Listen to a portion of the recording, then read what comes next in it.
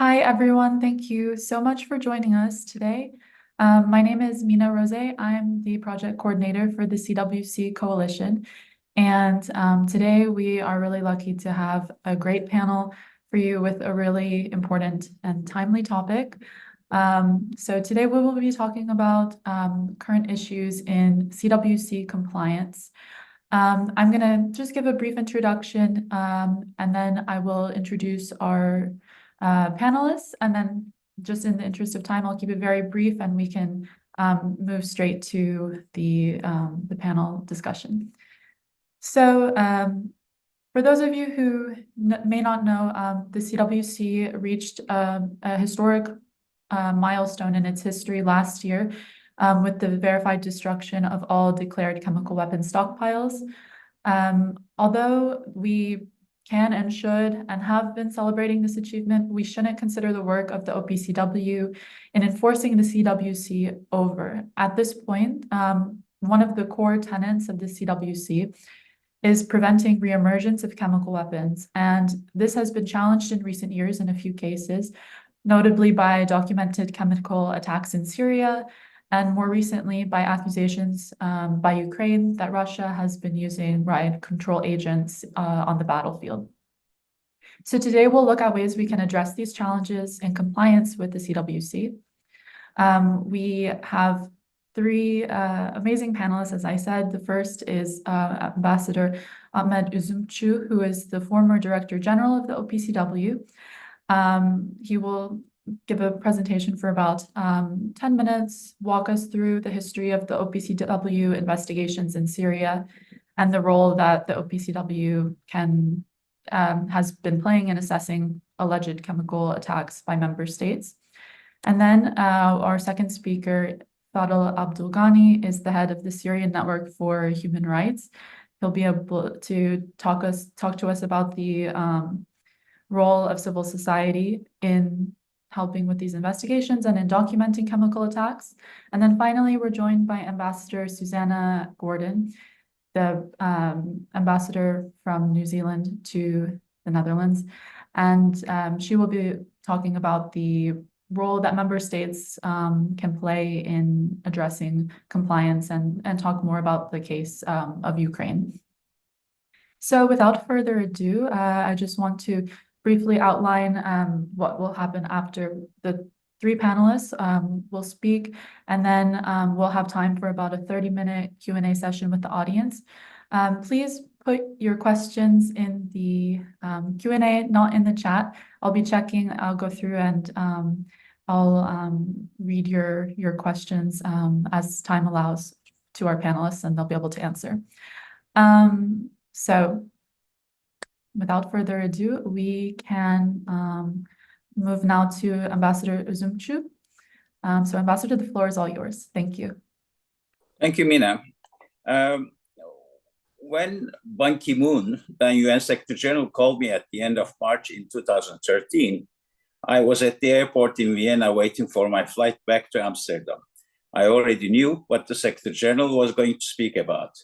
He said he decided to invoke the UN Secretary General mechanism, UNSG mechanism, to investigate an alleged chemical attack in Khan al-Assal near Aleppo in Syria. The request was made by the Syrian government based on the 1925 Geneva Convention. 13 Syrian soldiers were killed as a result of the attack. Ban Ki-moon asked me whether the OPCW would be able to support the investigation. My answer was affirmative. We were preparing our staff for such missions since the civil war began in March 2011 in Syria. We knew that Syria possessed large stocks of chemical weapons and they could be used during the war, and the OPCW could be called upon for investigation. Our inspectors went through training programs for possible deployment in combat zones. I didn't need to consult with member countries before I responded to the Secretary General, since there was a relationship agreement between the UN and OPCW dating back 2011, which tasked the latter to provide the necessary support for the UNSGM to investigate alleged uses of chemical weapons in countries which are not parties to the Chemical Weapons Convention, CWC. I informed the states parties delegations about the upcoming mission upon my return to The Hague. The OPCW provided 9 inspectors, all volunteers, and the WHO 3 experts. Åke Sällström, a Swedish scientist, was appointed as the head of the mission by the UN. They were ready to travel to Syria from The Hague as of late April, but there was no green light from Damascus. Following the Syrian submission, France and the United Kingdom requested separately that 2 other reported incidents be investigated by the same mission. Secretary General accepted these requests, but the Syrians did not. They dragged their feet for months, and finally, Angela Kane, the UN High Representative for Disarmament, traveled to Damascus, and she was able to convince Syrian officials to receive the mission. The team arrived in Damascus in August 2013. While the team led by Dr. Sällström was preparing to go to the incident site as planned, a new chemical attack occurred on 21st August in Ghouta near Damascus. The Secretary General instructed the team to investigate this incident first. In spite of a sniper attack at the buffer zone and the loss of an armored vehicle, the team was able to reach Ghouta in a second attempt and collect the environmental and biomedical samples. The OPCW procedures were followed. The samples were split at the OPCW lab in The Hague and sent to 2 designated labs in member countries. The analysis, which corroborated each other, proved the use of sarin, a nerve agent. More than 1,400 people lost their lives in Ghouta in a few hours on that day. The Syrian government denied any responsibility, and the UNSG mechanism didn't go into attribution. After the sarin attack in Ghouta, we were holding our breath for a possible military operation against the Syrian regime held responsible for the use of chemical weapons by the United States and some other Western countries. The red line declared by President Obama was crossed. While preparations for such an attack were underway, Russia made a proposal. The US and Russian delegations negotiated a framework document in Geneva, according to which the Syrian government would accept the elimination of its chemical weapons program under international verification and join the OPCW as a member. This document became the basis of the decision adopted by the OPCW Executive Council on 27 September 2013, and the UN Security Council Resolution 2118 endorsing it, adopted on the same day in New York. As to the planning and implementation of the decisions, Ban Ki-moon and I agreed to establish an OPCW and joint mission. We jointly appointed a special coordinator who would report to both of us. The OPCW UN joint mission was strongly supported by the OPCW membership. The engagement by member states, the professionalism of the OPCW staff, as well as the UN support, made the joint mission in Syria a tremendous success. In less than a year, all declared chemical weapons and production facilities were destroyed under the verification of the OPCW. However, gaps, inconsistencies, and discrepancies continued to exist on the Syrian declaration. The efforts by the OPCW's declaration assessment team and 2 rounds of consultations in The Hague between the OPCW delegation that I led and the Syrian delegation headed by Faisal Mekdad, the current foreign minister of Syria, produced limited progress. Based on the findings of that, myself and later my successor reported on several occasions that the Syrian declaration was not complete and accurate. This situation has not changed since then. That apparently resumed its consultations with the Syrian officials last year in October, and another round of discussions took place at the end of January this year in Damascus. The allegations of use of chemical weapons in Syria continued after it had become a member of the OPCW. We could not remain indifferent to such reports. Normally, the challenge inspection mechanism should have been invoked, but no member country was willing to do it. As Director General, I had no authority to activate the mechanism. Following consultations with some state parties in spring 2014, I decided to develop a new mechanism in order to establish the facts surrounding the allegations of use. We called it the Fact-Finding Mission, FFM in short. We drafted a terms of reference that we shared with Syria, and they approved it. The Syrian authorities initially dragged their feet before giving access to the OPCW team in May. In May 2014. We put a fair firewall between the joint mission dealing with the elimination of the Syrian chemical weapons program and the FFM upon the request of the UN. while the FFM team was preparing in Damascus to go to the site of an incident, a new chemical attack was reported in Kafr Zita, north of Hama. On 27th May, early in the morning, the FFM team on its way into Kafr Zita came under attack at the buffer zone between the government-held territory and the opposition-controlled area. An armored vehicle was destroyed by a remotely exploded roadside bomb, and this was followed by an ambush. Fortunately, the team members survived the attack with minor injuries.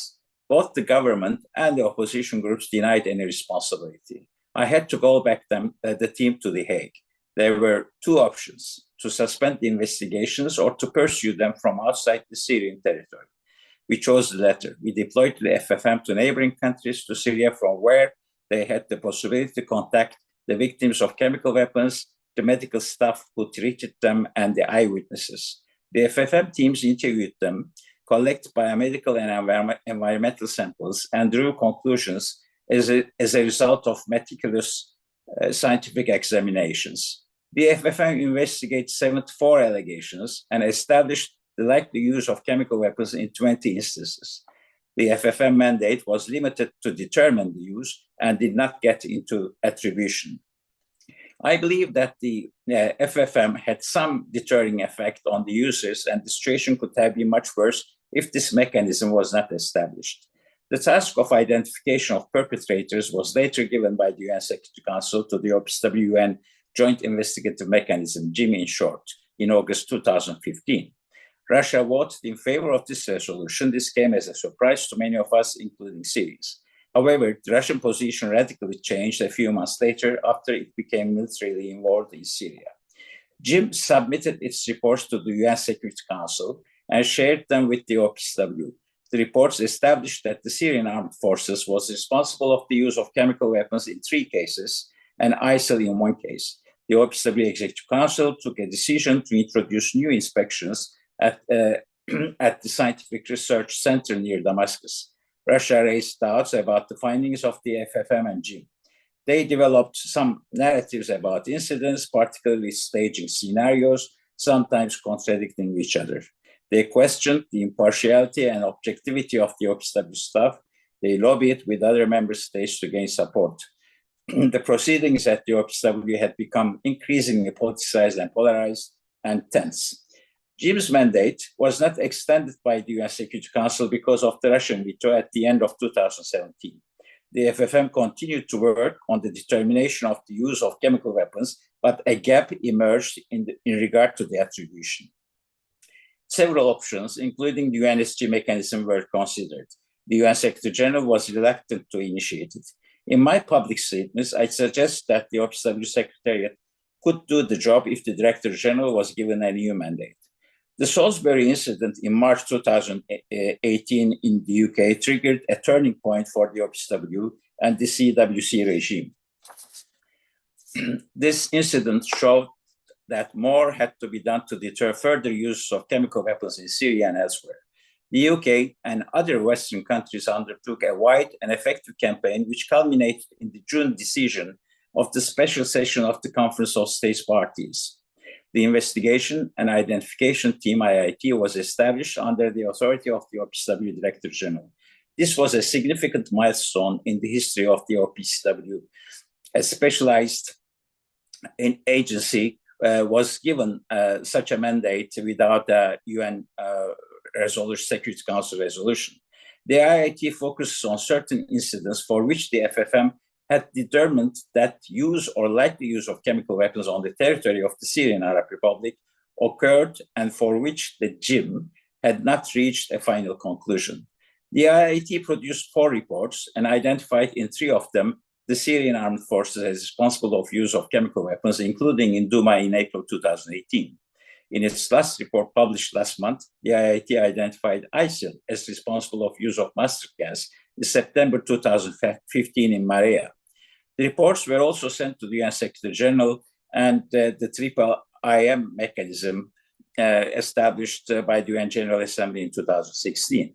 The IIT reached its conclusions on the basis of the degree of certainty of reasonable grounds, which is the standard of proof consistently adopted by international fact-finding missions. It employed scientific methods and, using a holistic approach, examined all scenarios, including staging hypotheses as claimed by Syria and Russia.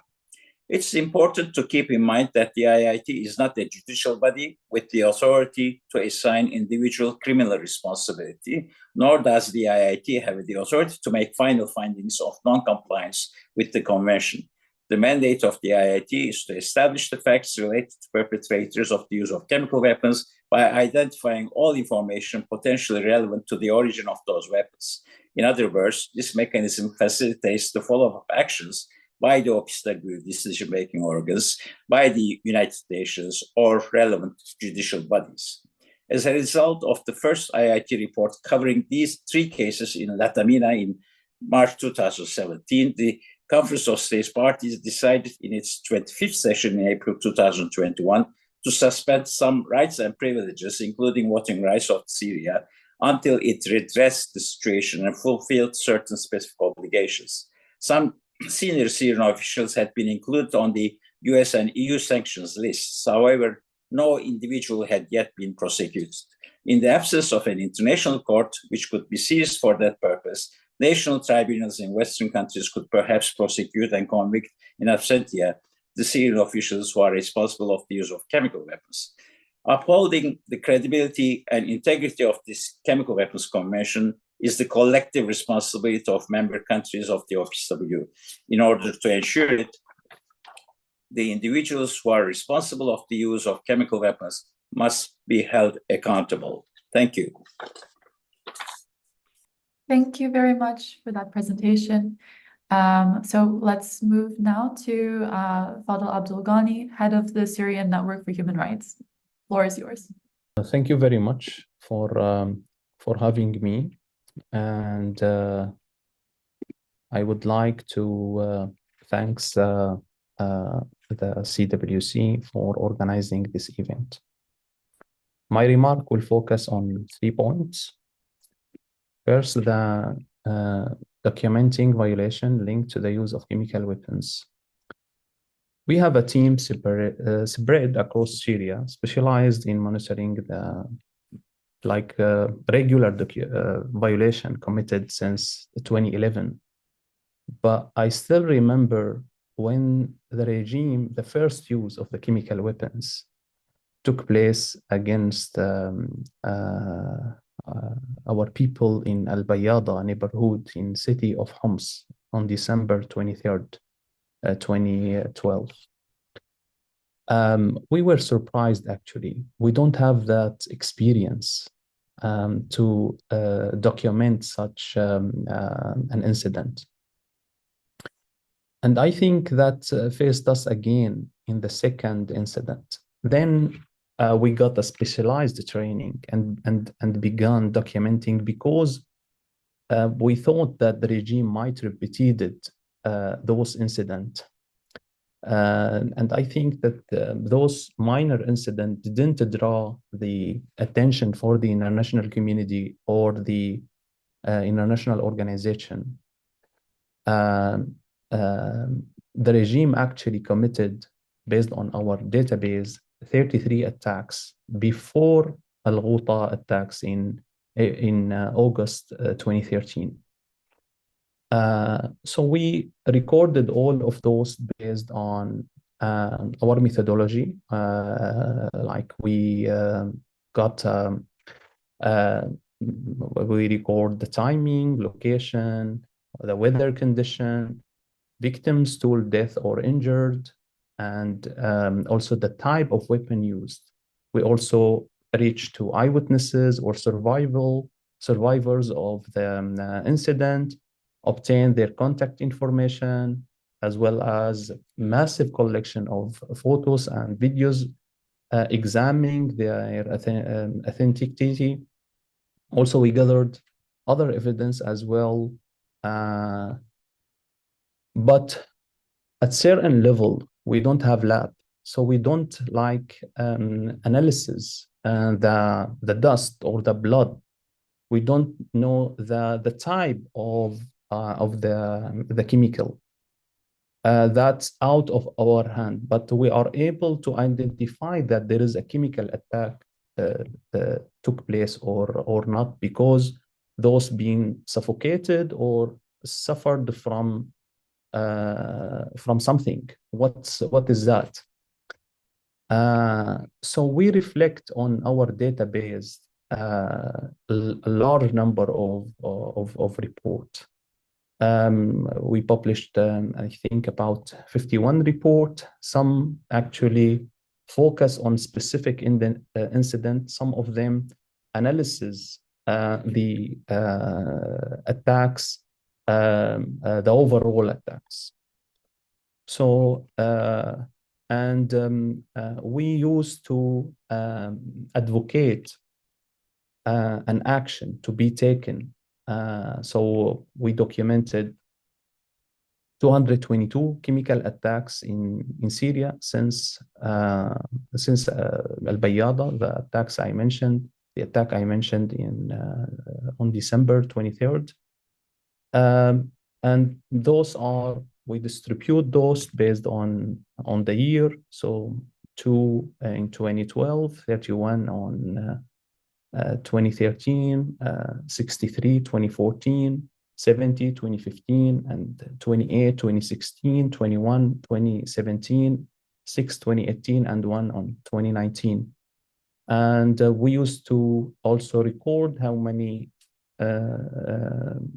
people died, the casualties led because of this attacks. So 1,413 civilians, including 214 children, 262 women. We recorded that the regime committed 217 attacks, and ISIS carried out 5 chemical attacks. Under actually threat and pressure, the Syrian regime ratified the convention. He will never ratify the convention without pressure, and threaten that an intervention will take place if the regime continue to use the chemical weapons. And that happened after the largest chemical attacks in the modern history in eastern and western Ghouta. This actually would have been considered as a good achievement if the Syrian regime has stopped using chemical weapons against the Syrian people. But UN and international report, the ambassador referred to the Commission of Inquiry, the GEM, the Joint Mechanism, and the IIT proved that the Syrian regime continue.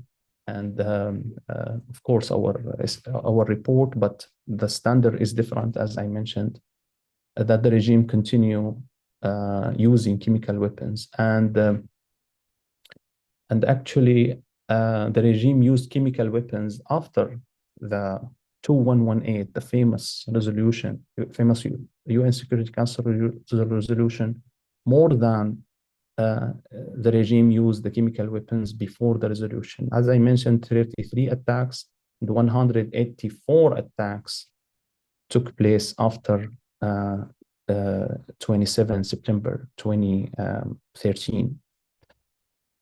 The second point is the obvious responsibility of the Syrian regime and also the regime allies, the Russia, for the use of chemical weapons. Why we are saying that? Actually, the Syrian regime is different than the democratic regime. We are talking about a centralized regime who's so those attacks need a many logistic and a many institutions to work together.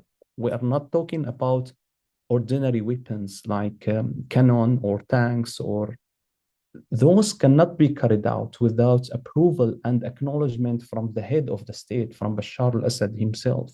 So the decision is central, and we actually recognize that lots of security apparatus are involved, mainly by leadership of the General Military Intelligence Division, the leader of Air Force Intelligence Division, and the National Security Office, in addition to the Center for Scientific Study and Research, mainly Institution 1000 and Branch 450.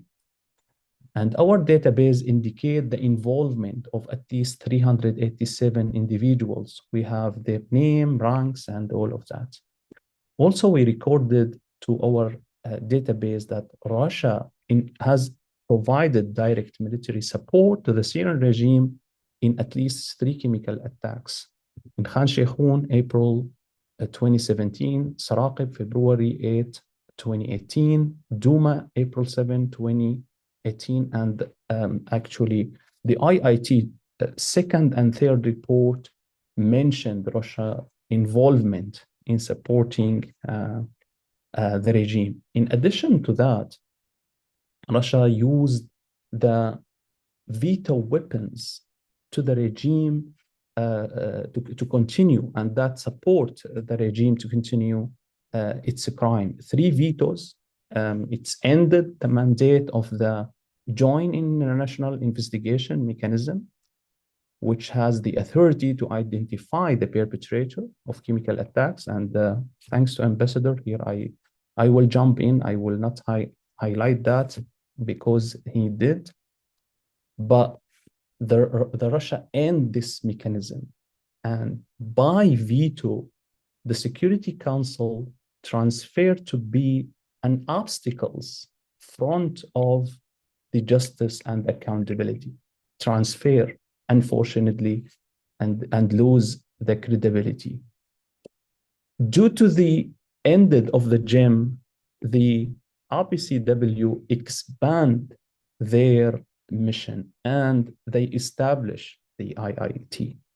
And they have the ability now to, in January 2023, and they have the ability now to identify the perpetrator, because the FFM, the fact-finding mission, they only said that chemical weapons being used or not, which doesn't mean that much to the victims. The victims need to naming and shaming the perpetrator themselves. And that's the core of the accountability. The final point, and I will leave little bit the recommendation and what we can do maybe to the question, but the final point is the cooperation between the civil society. That I can, as executive director for the Syrian Network for Human Rights, highlight our efforts with the UN and the OPCW. Actually, since our establishment in 2011, we has a strong cooperation with the Commission of Inquiry, and we continuously share data with the OHCHR, including the chemical weapons incident. We also share data of victims of the chemical weapons for the High Commissioner. They used to do analysis about the casualties in Syria, and the SNHR is the main source. Also, we sign a memorandum of understanding, MOU, with the investigation and identification team at the OPCW, and we have been a primary source in all of their reports, and we are proud of the outcome and the intensive effort of the IIT team. Recently, they published a report about the use of chemical weapons in Maria, but the major report was about the Douma attack and the involvement of Russia. And for sure, we are assuring our continuous support for the mandate of the IIT and their ongoing and the future investigation as well. And here I will end it, and I'm looking forward to what can be done and some recommendation. Thank you for listening. Thank you very much for that presentation. And then finally, let's move to Ambassador Susanna Gordon. Thank you. Thank you very much. Kia ora koutou, ngā mihi nui kia koutou. Greetings to everybody. I'm Susanna Gordon. I'm the New Zealand ambassador to the OPCW. I'm based here in The Hague in the Netherlands. It's a great pleasure to speak here today about the role of states parties in ensuring compliance with the Chemical Weapons Convention. And I think to start off with, it's worth talking about my own country. We're a strong advocate for disarmament, for abolition of weapons of mass destruction. We would generally say it's one of our signature foreign policy areas that we focus on. Anyone who follows the nuclear debate will see New Zealand loud and vocal on all of the issues from the Non-Proliferation Treaty, nuclear-free zones, all of it. We even took France to the International Court of Justice over nuclear testing. So we've been strong and active on it. And we do this because it aligns with our values. These weapons, chemical weapons, and all the weapons of mass destruction are immoral and inhumane. But it's also in our interests because without these weapons, the world is safer and we're all safer. And although my country is a long way from anywhere, you can see pictures behind me of Aoraki, our largest mountain, very safe and peaceful country. Nevertheless, we're part of the world and we need the world to be safer and more peaceful for everybody. So as a state party, we joined the Chemical Weapons Convention. We're an active member. We come on to the Executive Council this year in May for 2 years. But even when we're an observer, we are always making statements and having our voice heard. In the last council in March, for example, we did 3 statements, usually in groups. This is with Canada and Australia quite often. And we were talking about non-compliance in Syria, the subject of the 2 previous speakers. We talked about Ukraine. We made a statement about the poisoning of Russian opposition leader Alexei Navalny with a chemical weapon. So we are active in trying to make sure that we uphold the convention. The 2 previous speakers have talked about Syria, and it's a subject that New Zealand has also said a lot about. But today I wanted to talk a bit about what's happening in Ukraine. It's another situation, and it's another area where upholding the convention is coming into clear focus. In particular, in the war in Ukraine, what we're seeing is the use of riot control agents as a method of warfare. Now, this is absolutely prohibited under the convention, Article 1.5. You may not use riot control agents as a method of warfare. And what we're seeing is media reporting from Russian media showing commanders actively talking about how they are using riot control agents, CN or CS tear gas, dropping it into dugouts to smoke out, they're using that word, Ukrainian forces. There's been media reporting of riot control agents being dropped from unmanned aerial vehicles. They're being dropped into trenches, gas being dispelled from K-51 grenades. This is on Russian media First Channel discussing how their units are using the riot control agents as a method of warfare in the Donetsk Oblast region. So there's a lot of this reporting, and Ukraine has reported it as well in a statement to the Executive Council. They said that they have recorded 346 individual toxic chemical incidents in this year alone, in 2024. Riot control agents are a bit tricky, though, you know, because they do have a legitimate civilian use. I mean, I myself once got a face full of tear gas when I was in the wrong place, when I was in France and the French police were stopping a protest where people were setting fire to things. And, you know, they're for use in open air and open spaces to dispel crowds, and they do have a legitimate use, but they're not to be used as a method of warfare. And lethality of riot control agents climbs when you use them in enclosed spaces, especially if you're using them to smoke out forces, and especially if you combine them with other tactics, like you're smoking out people out of enclosed spaces and then you target them with artillery. So we're worried about it. And, you know, Russia is a state party to the Chemical Weapons Convention. It's bound by the convention and by its legislation, and it can't be doing this. So a lot of states have voiced their concern about potential breaches of the Chemical Weapons Convention, and they are starting to look at what can be done under Article 9 of the Convention, which is where you ensure compliance. I mean, a couple of caveats. I talked about riot control agents being a legitimate use for civilian purposes, so that's not always crystal clear. Also, the definition of method of warfare in the Convention, it's not always crystal clear what that means. It's complex terminology.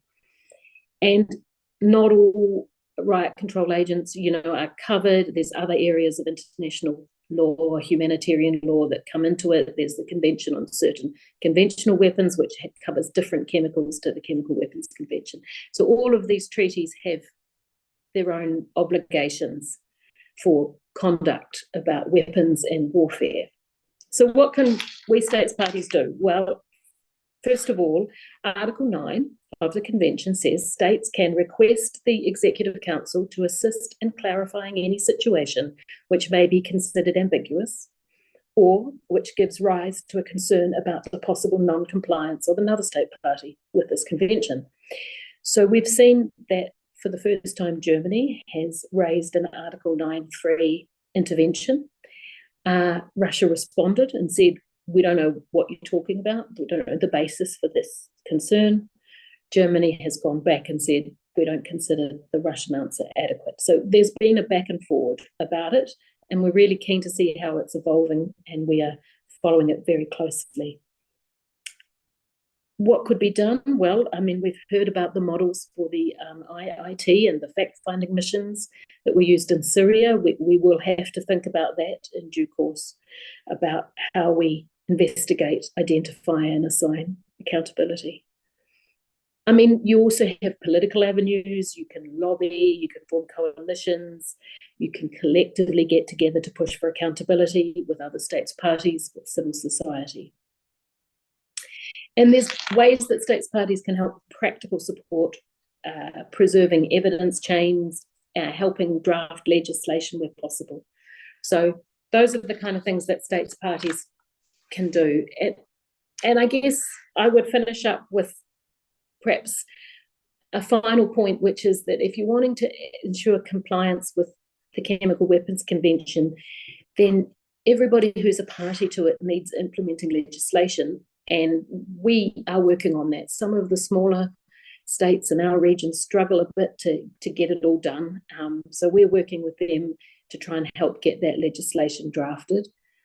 And also, the convention needs to be universal. There are 4 states that are outside the convention at the moment. South Sudan has indicated that it is going to accede, which is wonderful news. But we still have Israel, Egypt, and DPRK, North Korea. And we would like to see this be a convention that every single country in the world belongs to. So universalization is another way to uphold the convention. So thank you so much. And it's a great pleasure to talk about this and how we can work as states to make sure that the convention that we hold dear, that is key to our values and our interests, how we can make sure that it is upheld and that there's compliance when states are in breach. Thank you. Thank you to all 3 of our panelists. These were all really, really fascinating and insightful presentations. We already got a few questions just asking, like, will you share the presentations? So people definitely have an interest in going back and listening to it again. So that's always a good sign. I think, so we have about 20 minutes or so for questions, which we've been getting some really good questions from the audience. I think to start, let's stay on the topic of Russia because we had received a few questions about that. So this was a question for Ambassador Üzümcü. Ambassador Gordon kind of addressed it a bit as well, but the question is asking, what, in your view, should member states do next to redress Russian non-compliance? So maybe we can I build off of these kind of recommendations, or just for the perspective from Ambassador Üzümcü first, and then we'll go from there. Thank you. Ambassador Gordon already mentioned, I think, what could be the options to pursue the matter. Article 9 was activated by Germany and a few other member states, and questions were raised. Russia apparently asked, counter questions. What were the grounds for such questions, and so on, without really getting into substance of the matter. So another option, as mentioned again, it could be the activation of the IIT mechanism, because paragraph 20 of the June 2018 decision by the CSP allows, in fact, the member states to seek technical assistance from the OPCW when they get into investigations of alleged use of chemical weapons. So therefore, Ukraine, in fact, could approach the OPCW Secretariat and ask for technical assistance if they want to investigate the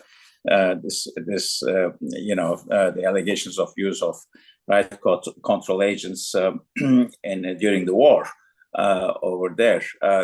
As it was said, actually, it would be a violation of the Chemical Weapons Convention. It's strictly prohibited, to use them as a method of warfare.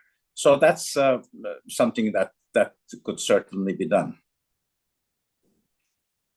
If I can jump in. Yes, go ahead. I think that in addition to what Ambassador said, the Syrian regime has violated the Chemical Weapon Convention in a well-documented way, to the highest standard. We are talking about the lab of the OPCW, which is, they have the best lab in all around the world, and the very strict methodology. Also, the report of the regime was incredible, amazing methodology, and I reviewed all of them in depth. So based on that, based on the IIT report and the JIM report and the Commission of Inquiry, here I'm talking about the UN and the OPCW. Of course, there is an international organization document that, and there is Syrian Network for Human Rights as a national organization as well. Based on all of that, I think New Zealand and other countries can take action based on the regime violation of the convention and move to build a file and the case before the International Court of Justice, similar to now here in Netherlands and the Canadian. They moved against the Syrian regime because the regime violated the convention, the torture convention. And I think this case can be linked to Russia as well because of their involvement. The IIT mentioned that clearly, especially in the Duma report, and they named Russia as a state party, and they're complicit with the Syrian regime is obvious. So I think this case, this a major movement, and something didn't happen till now. So we are feeling that there is lack of accountability on the chemical file. Also, something less can be done. At least those individuals whose involvement in the chemical file, who's been proved. We don't want to accuse someone who's innocent, but based on, for sure, a solid ground and methodology, we accuse those 387 individuals. I think those at least should be should be placed on the all of the state sanction list. Finally, any restore relation with regime or government use the massive destruction. We're talking chemical weapons is massive destruction. So this link with such a regime or government should be condemned. So cut political or economic or any types of relation should be actually mandatory, and any reconnection should be condemned. And we need to hear that from the state. And the Syrian people cannot accept government or regime use chemical weapons and kill their brother or sister. Or so the international community has responsibility based on the Article 1 Geneva Convention, that not to respect only the law, but to ensure respect. And that obvious. This case is caring about, and this is the spirit of the human rights. It's caring all the humanity, and we need to be together to fight immunity. So the only way actually is to push forward the political transition in Syria, and I think that will end this oval file. Thank you. Thank you. Okay. We have, let's see, if we've had a few questions about this, so I think we should address. There were a few different people asking if there have been any indications that Syria continues to maintain and use chemical weapons today, either for Ambassador Zumchu or Mr. Abdulghani, whoever would like to answer. Just briefly, is this something we should be aware? Or we do have evidence that the Syrian regime didn't handle all of his stock. The regime actually manipulated and cheated the OPCW, and they actually mentioned that clearly, that the regime didn't cooperate at all. What does that mean? And they keep revealing that there is some factors here or some stock here that didn't deliver. And I think we have indication that the regime didn't handle all of his chemical weapons and stop coordinating with them. And there is a lot of statement from the OPCW themselves that the regime didn't cooperate, stop cooperation, prevent them to visit freely all areas. So that mean that the regime is hiding something actually, and didn't transparent at all. And that being mentioned at the state conference. Thank you. Let's go back to Russia briefly. Question for Ambassador Gordon, and then we'll do one more question at the end. What might be the next steps in proving that Russia has been using riot control agents in its war with Ukraine? And is there consideration of invoking Article 9 including a request to establish a group of experts to examine the case, as far as you're aware?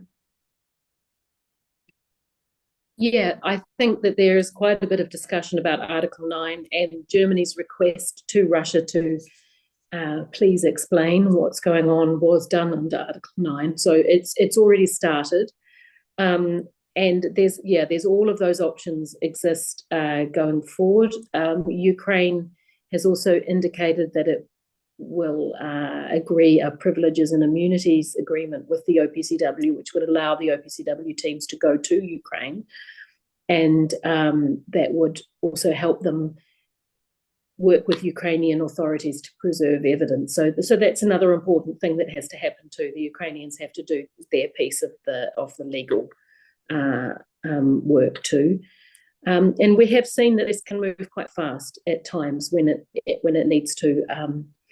But, Ukraine's under attack. It's fighting a war. So it's not necessarily easy for all the different pieces of the legal puzzle to be put in place. But going back to the Syria point just made now, Syria signed the treaty in 2013, and it's still got 17 outstanding areas where it's not its initial declaration that you make when you sign the treaty is not complete or accurate, and everybody can see this. And so, yes, we do need to keep the pressure on Syria. Like, you have to be full and complete in your initial declaration. You can't just leave things out.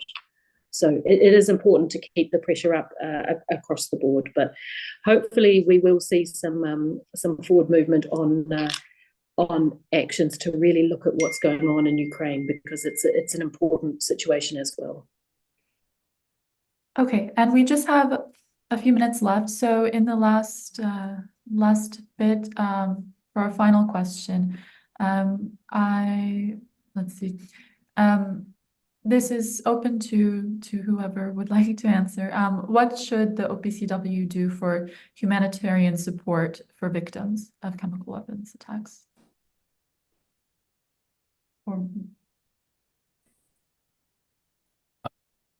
I think that I can jump in again.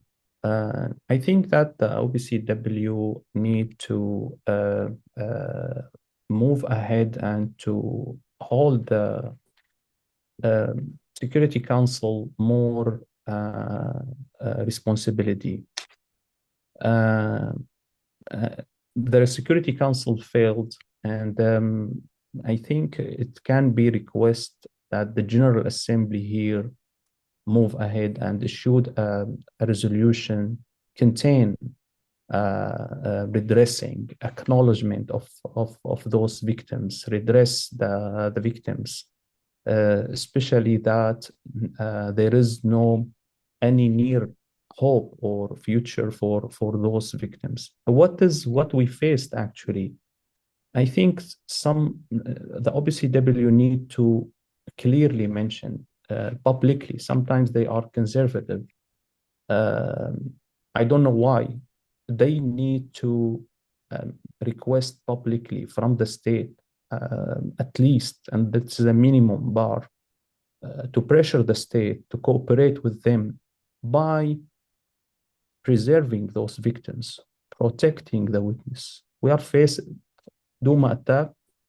The whole world watched the play made by Russia, brought some survivors under threats, and what they did here in The Hague, it was like disaster. We didn't hear any comment from the OPCW. I think they need to request from the state to adopt some of those survivors, to give them asylum. We are losing contact with them because they are displaced inside Syria for many times.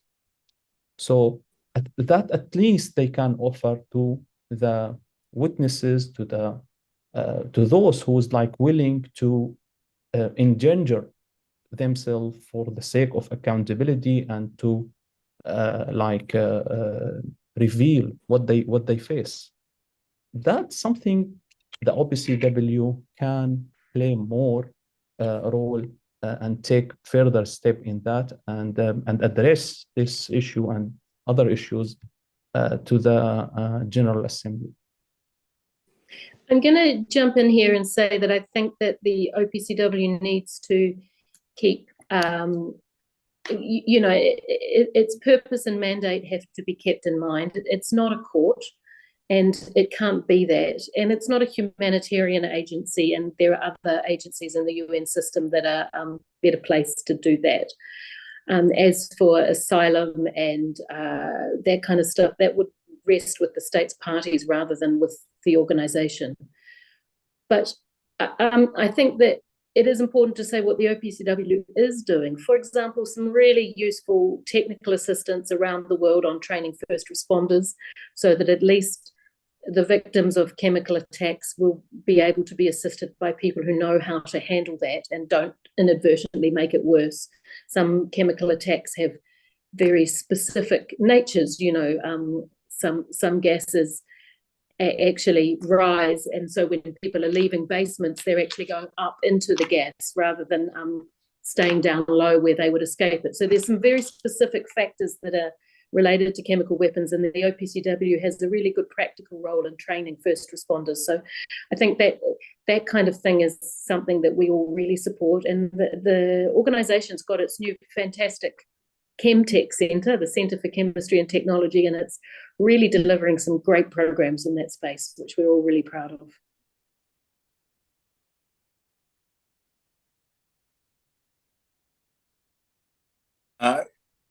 If I may, Mina, just to provide a few other comments.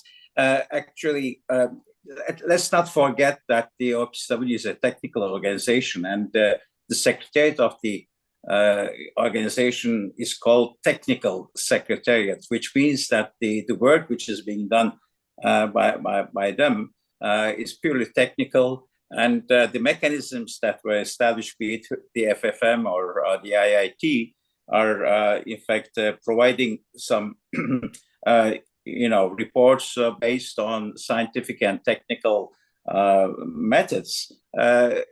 As to the politics which would follow them up, it's up to the member states to follow them, or the United Nations, UN Security Council, and so on.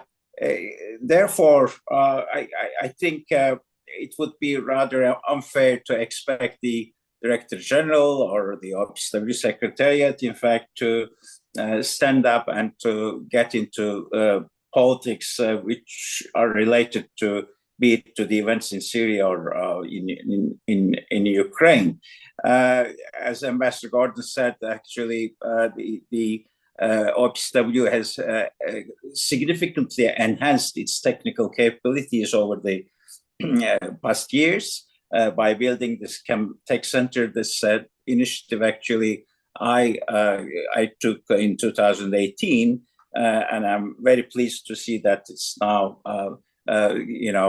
accomplished with the support of a large number of states parties.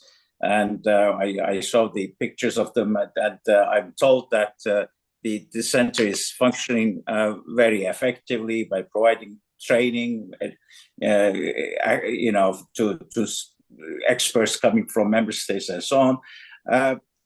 But again, the deficiencies, gaps, inconsistencies in the Syrian declaration that were mentioned by Fadel is correct. And Ambassador Gordon mentioned that there are 17 outstanding issues. I read the reports of the DAT, based on their consultations in October last year and in January this year. I understand 3 outstanding issues were resolved, but there are still 17 others. And it's obvious that, looking at the use of chemical weapons by the Syrian armed forces, that several,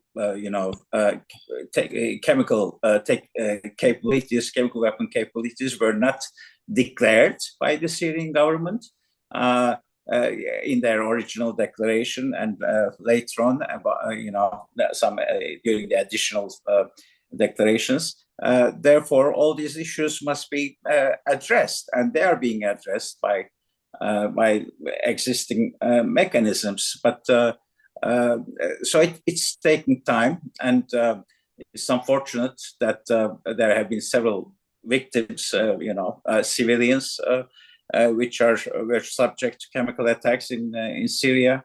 And as I said in my introductory remarks, accountability is important, is essential, and those who are responsible should certainly be held accountable. Thank you. Okay. All right. So it looks like we're out of time. We had so many more questions that we just didn't get a chance to get to, but all really important things to address at some point. But I think that already this was a really insightful and informative discussion. I will be posting it on all of the CWC Coalition social media and website within a week or so. And I encourage anybody who has any questions or wants to follow up with the CWC Coalition, you can just email me at mrose@armscontrol.org, which I can put in the chat for everyone. But I just would like to thank again our panelists for dedicating some of their time, taking time out of their busy schedules to join us and to share all of this, their insights and all of this information with us. In terms of compliance, this is really these are just two specific cases. It's kind of the tip of the iceberg. And the CWC Coalition is going to continue to address all issues relevant to the CWC and what's going on at the OPCW. So again, thank you to everybody who joined us and everyone who participated. We really, really appreciate all of your attention. So thank you and have a great day.